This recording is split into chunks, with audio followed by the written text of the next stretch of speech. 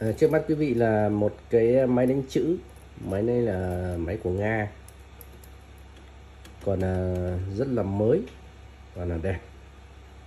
Có cả hộp này, vỏ hộp này.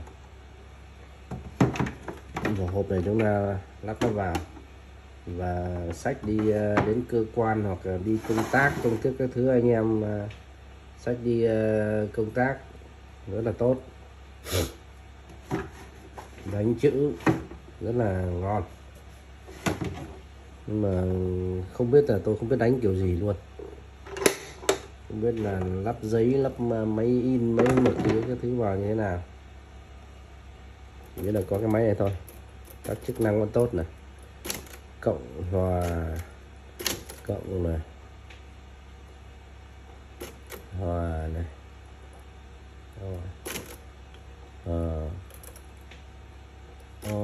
hòa này, dấu cách này, đó, cộng hòa này, chắc là xã này, hội này, cách này, xã hội, y đâu rồi,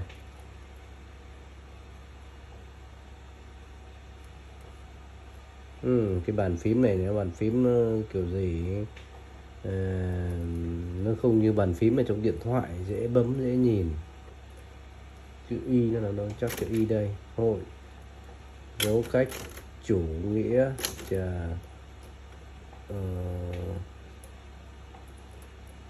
u đâu, ở đây, ng này, này, h này, y này, chủ nghĩa,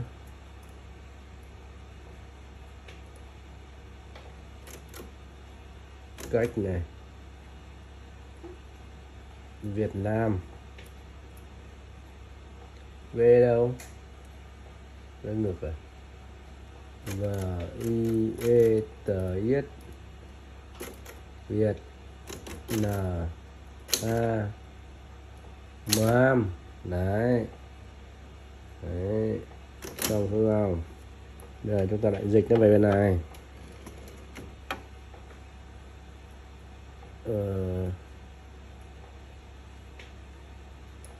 Đơn xin ly hôn nào, D đâu, đây đơn này, cách này, sờ này, y này, n này, xin này, l này, l y này, y đơn, in, xin, ly hôn, ô là hôn rồi, đơn xin ly hôn. Đấy. Cái này máy nó rất hiện đại, nó có bộ nhớ ở trong nhá. Khi đánh chữ xong là các anh em chỉ có đọc thôi, không cần đánh cũng được, hoặc là cứ đọc thôi, nó tự nó nhớ lại, rồi mai nó sẽ tự nó viết ra vào tờ giấy khác. Đấy, anh em nào chưa biết sử dụng thì tôi hướng dẫn cách sử dụng là như vậy nhá. Đấy, khi mà đánh hết rồi nó chạy về đây nó kêu teng một cái. Đấy. Đấy. Cái này chắc là chuyển mình bỏ qua dòng mà nó là cái này. Nên đang cô giáo bảo xuống dòng, xong là cách một dòng chẳng hạn này, cách một dòng này, đấy, kiểu thế. Tôi cũng không nắm rõ lắm, nhưng mà cái này bộ nhớ này nó rất hiện đại, có thể là nó tự nhớ lại, anh em chỉ cần đọc thôi, nó tự nó ghi, mai nó in ra tờ giấy cho anh em. Nhưng mà cái máy này đấy, các anh em bấm nó ra lệnh cho nó một phát một thôi, bấm này 1 2 3 4 5 6 này, đấy, chứ đừng bấm 2 3 4 phát cái này là nó đứng lại luôn đấy. Đấy, lại thường là các ngày xưa các cụ bấm nhanh quá là hay bấm nó lên cả hai cái là nó lại dính ở trên, ví dụ như bấm hai cái là bấm hai nút này, đấy, bấm hai nút là nó sẽ dính ở trên này. Đấy, lại phải gảy nó lại này, bấm một cái rồi cho nó ăn ít này, nó bảo nó chỉ làm việc để thế thôi, không bấm được hai nút một phát đâu. Đấy, cái này các bác có vào Google hay gì các thứ tải trang này, cái này nó bàn phím nó như kiểu vậy. Đấy, đây này còn ship chiếc gì cái thứ gì này. Đấy, hiện đại lắm, máy này là rất hiện đại. Anh em nào mà dùng cái máy này đi ký hợp đồng hay là đi công tác nước ngoài các thứ mà sách đi để mà đánh máy, đánh viết các thứ, đánh văn bản thì quá tuyệt vời, không bao giờ sợ nhầm, không bao giờ sợ lỗi do đánh máy. Máy này rất là thông minh anh em ạ. Cờ ô là ông Cộng Hòa này, Cộng Hòa, Cộng Hòa xã hội chủ nghĩa Việt Nam, Hòa này. Đấy, giống cách đấy. Máy này là rất là hiện đại. Đấy, ngày xưa là phủ tổng thống hay gì mới có cái máy này chứ không phải đơn giản đâu. Đây đủ các ký tự đấy, đánh mà tí là hết một dòng ngay. Hết một dòng chúng ta lại cho nó về đây. Đấy, đấy hai hút phát là nó đứng ở trên luôn. Nó bảo là anh không được bấm nhiều quá, bấm ít thôi, thế mới làm việc được. Đấy. Đấy. Đấy. Thích cách dòng cách trang thì được hết. Cái này các chức năng còn rất là mới nha, này còn rất mới, sáng bóng luôn, bóng loáng luôn, rất là mới. Dấu cách này. Đấy, ngon lắm.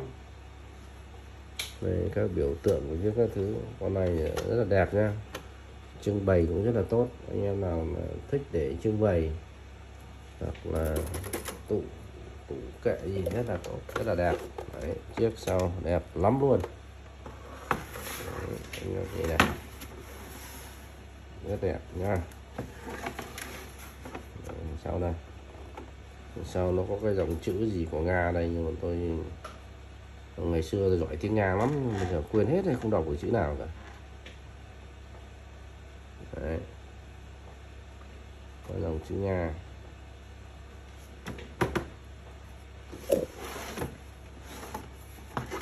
Đấy, cái này là có hộp, anh em nào cần có nhu cầu dùng hoặc là đi công tác không trước thì chúng ta cho một hộp, chúng ta xách đi rất là tiện. Đấy, hộp nguyên zin nhá, hộp rất xịn luôn.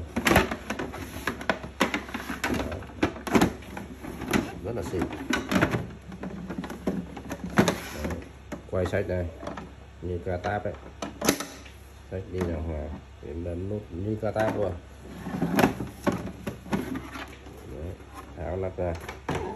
Đấy, tháo nắp ra để lên bàn đấy, sang đối tác Hàn Quốc hay Mỹ hay Nhật gì đấy, chúng ta lấy cái máy này ra chúng ta đánh văn bản cái thứ, vừa đánh văn bản vừa đàm phán, người ta nể lắm đấy anh em ạ, người ta nể bằng chết thôi đấy.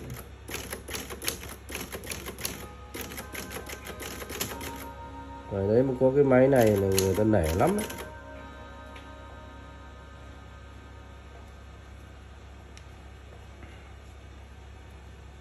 Rất là đánh soạn thảo các văn bản hợp đồng mua đài cassette từ bên Nga, bên Pháp thì về đấy, này làm việc rất là tốt.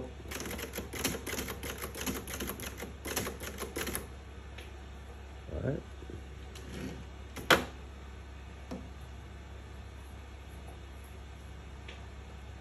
Những cái phím này, những cái chữ này họ sản xuất từ lâu đời lắm rồi, nhưng mà nó còn rất là đẹp, không có cái chữ nào nó bị bong đi cả. Nó không như những cái bàn phím của máy tính bây giờ cứ dùng một thời gian nó hỏng. Bàn phím này tôi nghĩ là chắc là đời kiếp nó không hỏng được. Đấy, bao nhiêu năm chữ nó vẫn đẹp như này, không mờ đi chữ nào cả. Cái máy này họ sinh ra là họ để trong tủ như vậy. Đấy, bấm phát nào nó bổ lên phát đấy luôn, thế mới giỏi.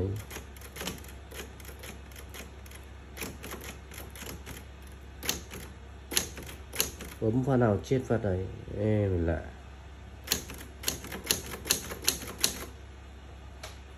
rất là hay. Có thể là cái này là cái xoay chữ rồi đấy.